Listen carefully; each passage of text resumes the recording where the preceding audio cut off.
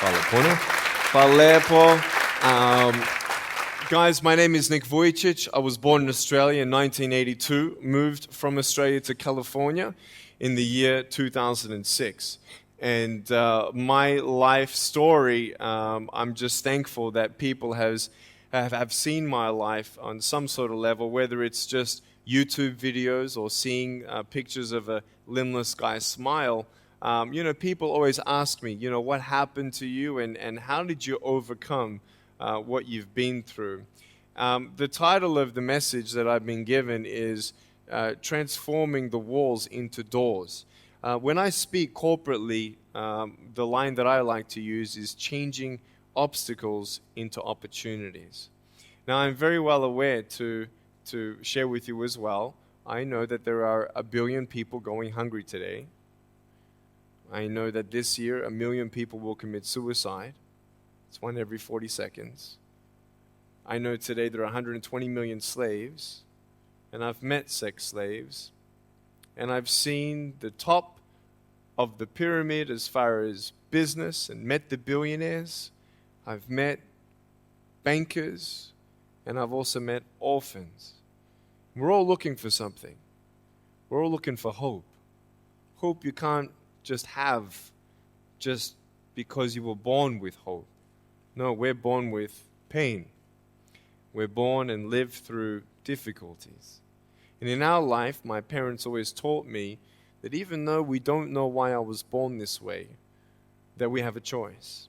Either to be angry for what we don't have, or be thankful for what we do have.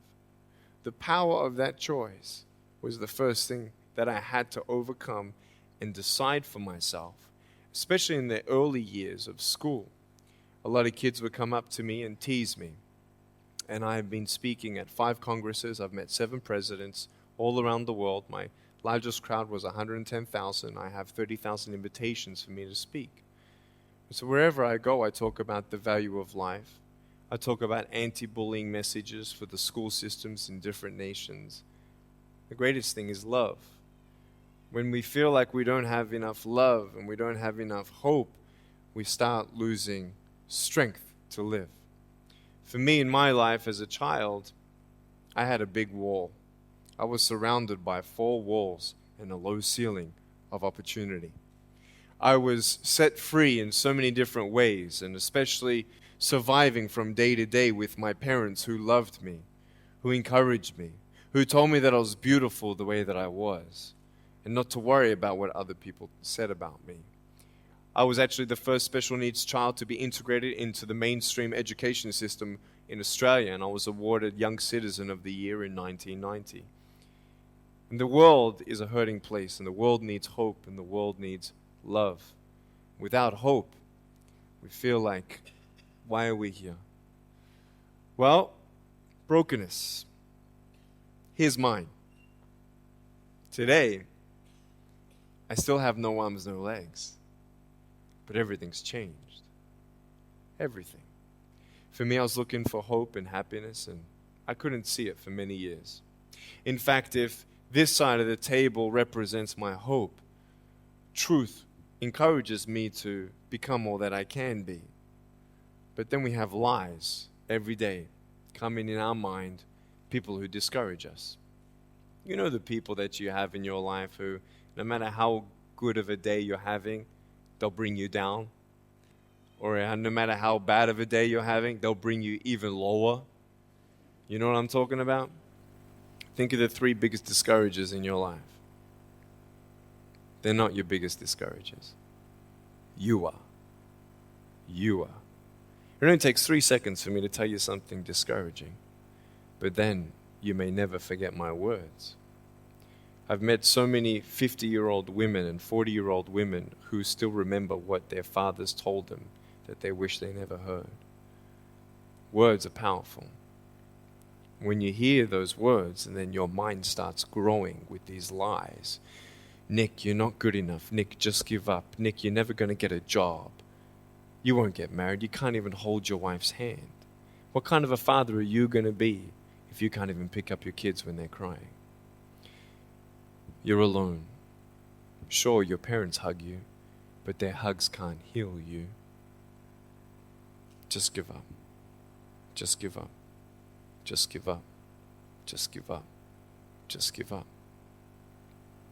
At age 8, I thought that I should commit suicide. Why? Because I didn't have hope. I thought I didn't have hope. Today you can see that I had hope. What's the word? Believing in something you do not see. Faith. Words can only do so much. Hugs can do much more than words. But when hugs can't do anything, that's where faith kicks in. For me, words and hugs were not enough, but I had no faith. So I tried to give up. At age 10, tried to drown myself in 6 inches or 15 centimeters of water. In my home, I told my dad I just wanted to relax. But really, I wanted to end my life. I had enough. Dosta mi je bio. Okay. The first 2 times I rolled over, I was trying to work out how much air I hold in my lungs before I let it out. And the 3rd time, in my mind, knowing that I wanted to get out of here because of the bullying in my life, because I was going to be a burden to my parents and I had nothing to look forward to, I realized at that moment that if I actually went through with committing suicide, I would leave a greater burden for my parents than they already had. So there was one thing less hopeful or more burdensome than having a child without limbs. What is it? A child without limbs who gives up. So when I saw in my mind my mum and my dad and my brother crying at my grave if I went through with it, that one thought saved me. If my parents never told me that I was beautiful the way that I was, if my parents never told me that I was special and that I was loved, I wouldn't be here today. So I encourage every single parent who tries their best to encourage their teenagers. Especially in the West, many teenagers put a do not disturb sign on their door. I'm sure, the conversations all around the world between a parent and a teenager. How was school? Fine. What'd you learn? Nothing. Did you do your homework? No. And that's the conversation for the day. And when you try to tell your children that they're beautiful, so of course I'm beautiful. I'm your son. I'm your daughter. Of course you're going to say that. But they're right. Every single human being has value, and my value is not determined on how I look or what job I have or where I'm from, where I was born, how much money. All that stuff is nothing. So many teenagers, tease each other for how we look, and I tell the teenagers, do you think that I'm cool enough to be your friend? They're like, yeah, of course. I said, but I have no arms, no legs. And they said, doesn't matter. I said, really? So it doesn't matter that I have no arms, no legs? I said, no, it doesn't matter.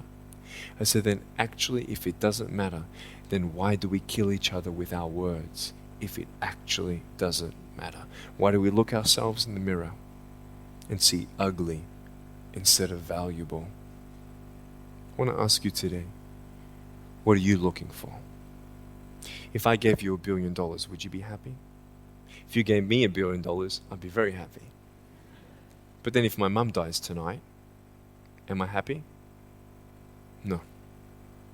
With all the money in the world, I'd never be happy. Why? Because money is something that cannot heal the soul.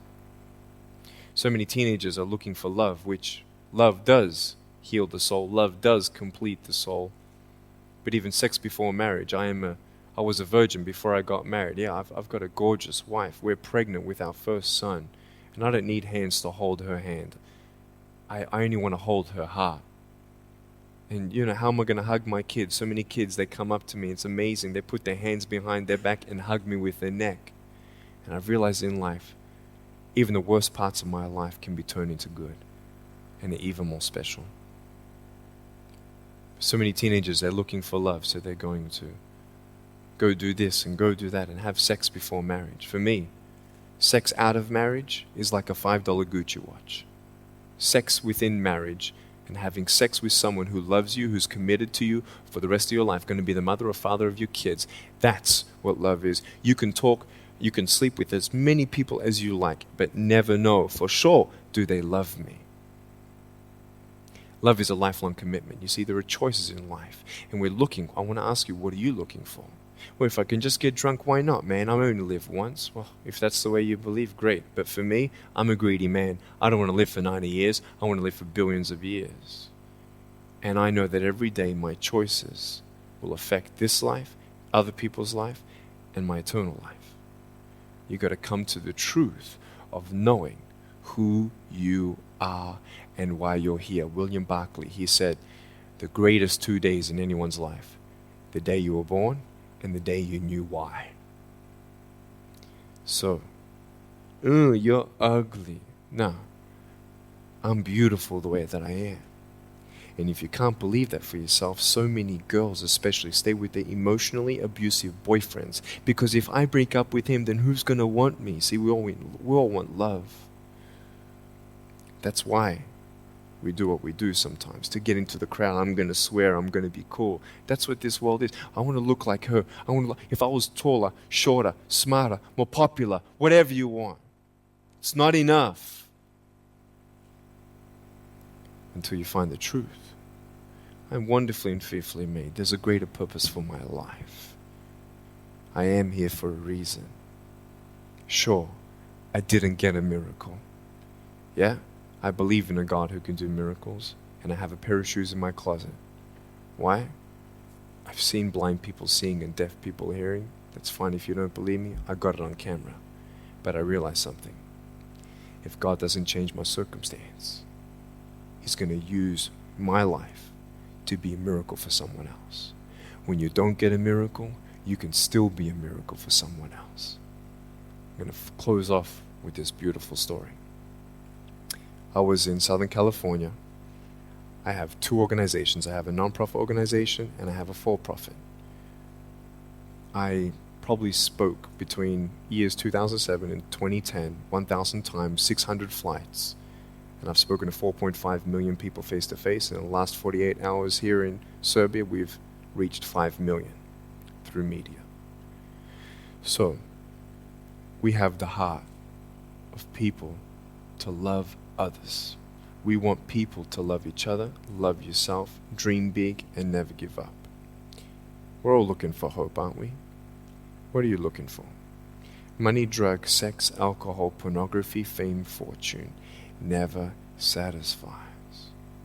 It's never enough. But I've come to a peace.